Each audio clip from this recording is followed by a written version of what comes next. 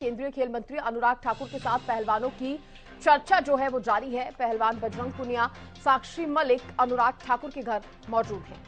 पहलवानों को लेकर गृह मंत्री अनिल विज का भी बयान आया है। बातचीत से ही निकलता है समस्याओं का समाधान, उन्होंने कहा। पहलवानों से जुड़ी ये बड़ी खबर इस वक्त आपको बता रहे हैं, जहां केंद्रीय खेल मंत्री अनुराग ठाकुर के साथ पहलवान चर्चा कर रहे हैं। पहलवान बजरंग पुनिया, साक्षी मलिक अनुराग ठाकुर के घर पर मौजूद हैं। पहलवानों को लेकर गृह मंत्री अनिल विज ने भी इस दौरान एक बयान दिया है। अनिल विज ने कहा है कि बातचीत से ही समस्याओं का समाधान निकलता है। मुझे आशा है मामला सुलझ जाएगा।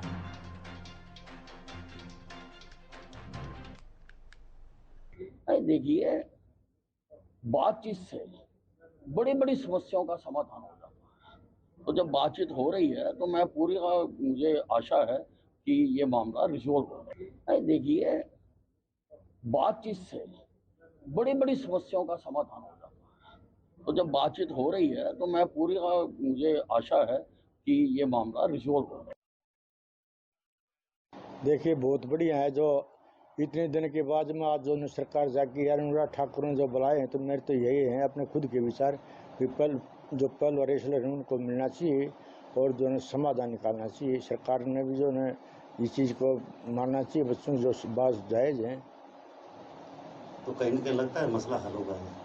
देखिए, तो भविष्य घर में मसला होगा कि नहीं, इस चीज़ जितना पहले भी जो अनुराग ठाकुर ने जो पहले जो जनवरी में जो बैठे थे बच्चे, उस टाइम भी जो ये धरना उठाया गया था, लेकिन वो अपनी बातों पर जो खेल मंत्री वो रहा नहीं, जो बात जो बच्चों के साथ हुई थी, तो जबकि दोबारा जो धरना बैठना पड़ देने पर। आज आपके गांव बलाली में पंचायत, आज हमारे गांव बलाली में पंचायत इसी मामले में, और जो ये है उस जो खाप पंचायत जो आज है इकट्ठी, तो ये जो आगे जो खाप पंचायत जो चौधरी हैं जो वह तो फैसला लेंगे, तो उसके लिए जो मीटिंग है अभी जो हमने जो सभी ने जिस दिन जो 9 तारीख के बाद में फैसला है, तो हम सब जो है डिस्ट्रिक्ट वाइज जो है 20-30 हज़ार आदमी हम तुरंत जो कहेंगे वहीं पहुँच जाएँ। और जो विनेश और जो बजरंग पुनियानी का जो आने का वो था जो, लेकिन शाम तक तो कोई विचार नहीं था ना, उनसे मुलाकात नहीं हुई, अभी वो बता नहीं सकता।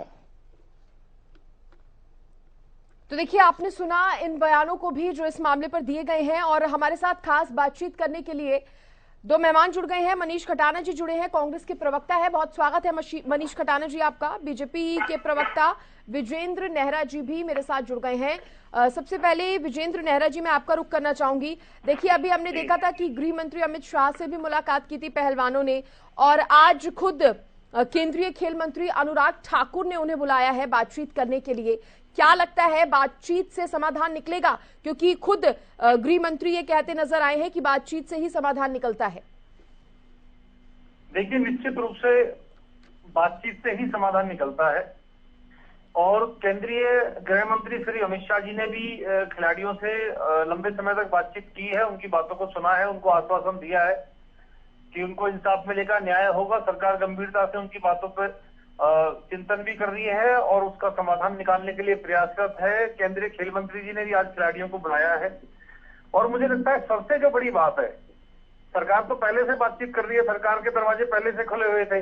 आईओए की अध्यक्ष भी खिलाड़ियों के बीच में गई थी। पहले जब सत्र में इन्होंने धरना प्रदर्शन किया था खिलाड़ियों ने, तो केंद्रीय खेल मंत्री अनुराग ठाकुर जी ने 7-7, 8-8 घंटे लगातार बैठ के उनके साथ चर्चा की थी।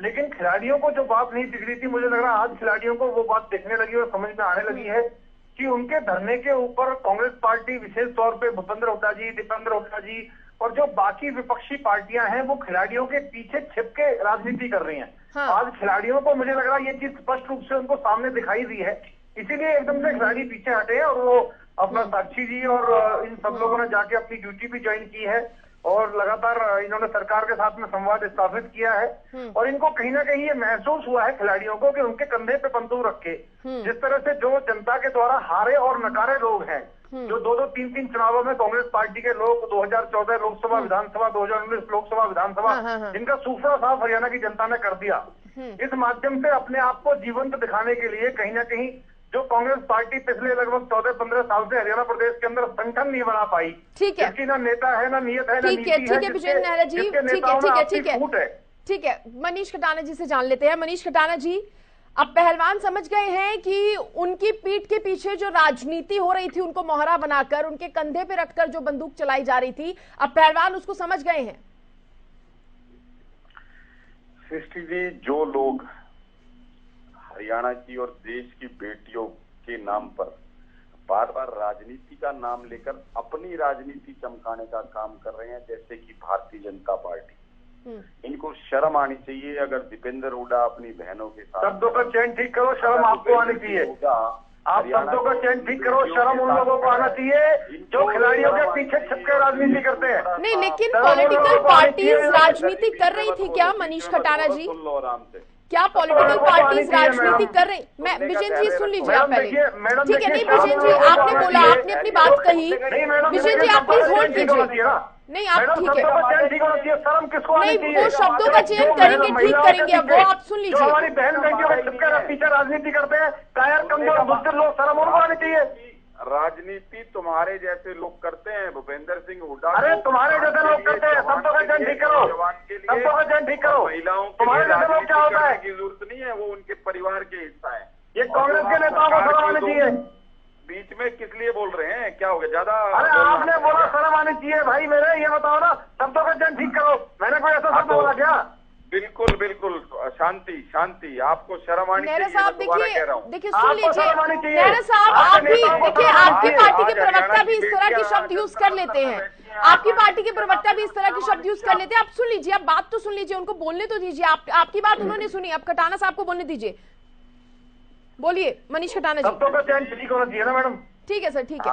सलीका हम बताएंगे। और जो लोग कह रहे हैं जिनका सुपड़ा साहब 2014 विधानसभा, 2019 लोकसभा, विधानसभा, ये वो लोग हैं जो खुद बैसाखियों पे सरकार चला रहे हैं। ये वो लोग हैं जो एक दूसरे को 70 पार जमुना पार छोड़ के आने की बात कर रहे थे। तो ये लोग कम से कम ये ना कहें कि हम आज वो हैं, तो क्योंकि ये खुद बैसाखियों की सरकार चला रहे हैं। और जो खिलाड़ी आज अनुराग ठाकुर के पास गए हैं, हमें उम्मीद है, हम सम्मान करते हैं सभी का। ऐसा नहीं है कि अगर बातचीत का अगर हल निकलता है तो बहुत अच्छी बात है। और सिर्फ इस बात का एक ही हल है कि जिस आदमी के ऊपर यौन शोषण का आरोप लगा है, जहां पर महिला खिलाड़ी खुद धरने पर 2 महीने से बैठी है, इनके कान पर जू नहीं रहेगी सरकार के।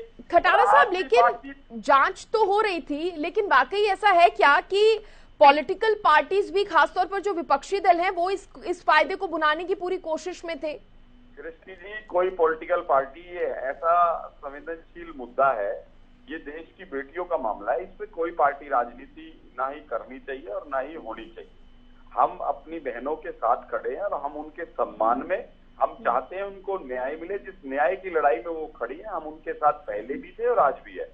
और अगर भारतीय जनता पार्टी अपने सांसद को उसको बाहर का रास्ता दिखाकर और जेल की हवा खिलाने का काम करती है, इन बेटियों के साथ न्याय करती है, तो हम धन्यवाद करेंगे भारतीय जनता पार्टी का कि बेटियों के सम्मान में भारतीय जनता पार्टी ने पहली बार कुछ काम करा है, जो सिर्फ लाल किले से भाषण देने का काम करते हैं, महिलाओं के सम्मान की बात। नेहरा साहब से जान लेते हैं, वास्तव में सम्मान की बात करनी है तो जिसपे यौन शोषण और पोस्को एक्ट लगा है, जिसपे 40 मुकदमे दर्ज है, जिसने ऑन एयर लाइव ये कहा है कि मैंने एक मर्डर करा है, जो ऑन एयर ये कहता है कि मैंने एक लड़की को गले लगाया और वो ऐश हो गई, तो उस आदमी को किसी भी नैतिकता के आधार पर अपने पद पे रहने का अधिकार नहीं है।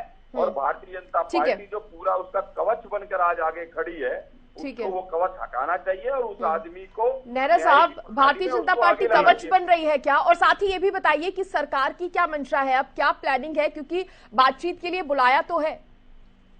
देखिए सरकार, खिलाड़ियों ने अभी तक देखिए, अरे भैया मेरा नंबर है, नेहरा साहब से पूछ रही हूँ मैं, खटाना साहब, मेरा सवाल नेहरा साहब से था।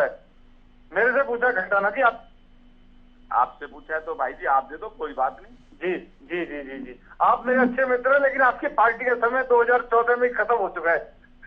कोई बात नहीं, आप हमारे भाईचारा, देखो हरियाणा की संस्कृति और सभ्यता है कि आपसी भाईचारा। जी जी, सरकार की क्या मंशा है नेहरा साहब? भाईचारा सरकार ने, देखिए सरकार ने तो स्पष्ट रूप से, जब 18 जनवरी से पहली बार धरने पे बैठे थे खिलाड़ी, उस समय भी मैडम बड़ी जिम्मेदारी से मैं एक बात कह सकता हूं कि एकदम से अचानक से धरने पे बैठ गए थे।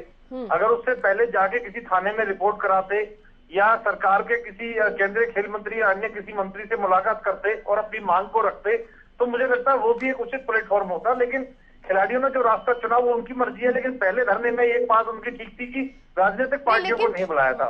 खिलाड़ी तो कह रहे थे ना कि हम तो कर रहे हैं कंप्लेंट, लेकिन एफआईआर नहीं हो रही थी। जो बातें मैंने देखिए, जब ये पूरा विषय शुरू हुआ, मैंने तब की बात की 18 जनवरी की, ठीक है। उस समय उन्होंने सीधा धरना दिया था। दोबारा से देखिए, पहले धरने में उनकी जो मांग थी कि भाई एक जांच कमेटी बन जाए, तो हमारी सरकार ने जांच कमेटी का गठन कर दिया था।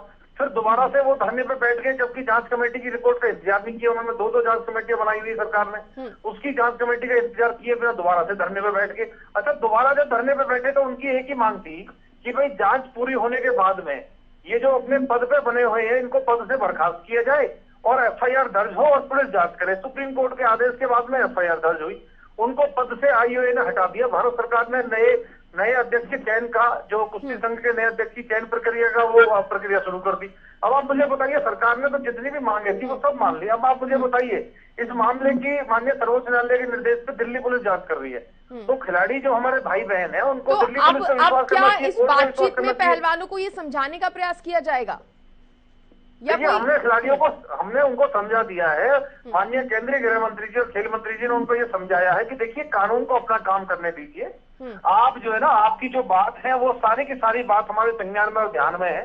देश के कानून पे, संविधान पे, माननीय सर्वोच्च न्यायालय पे, सरकार पे, आप किसी पे तो विश्वास करिए। और जो जांच चल रही है उसमें अगर दोषी निकलेंगे ये ब्रजभूषण शरण सिंह, कोई इनको बचाव के लिए नहीं बैठी है भारतीय जनता पार्टी। और हमने पहले भी अधिकृत रूप से कहा है कि हमारा कोई लेना देना नहीं है इस मामले के अंदर, खासतौर पर क्योंकि उन्होंने खुद ये कहा है कि भाई निजी रूप से मेरे ऊपर आरोप है, मैं जवाब दे रहा हूँ, और मेरे खिलाफ जांच चल रही है। भारतीय जनता पार्टी के ना कोई वो अधिकृत मंत्री है, ना कोई वो प्रवक्ता है, तो उनकी निजी राय है, उनकी निजी बातें हैं। भारतीय जनता पार्टी तो अपने खिलाड़ियों के साथ है।